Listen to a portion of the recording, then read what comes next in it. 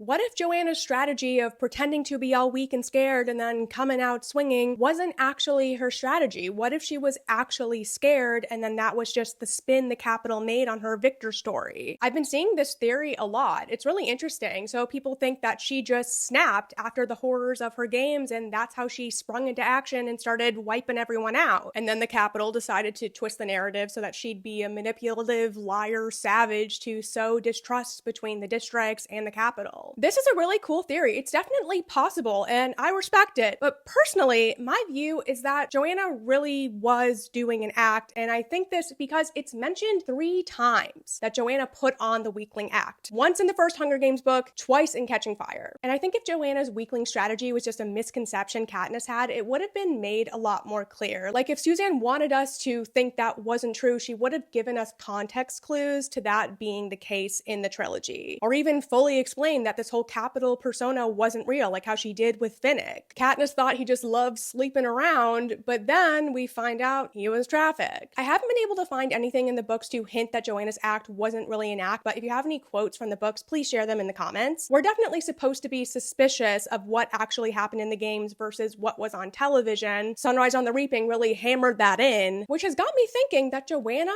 had help constructing this weakling act strategy from Rebel mentors and Plutarch.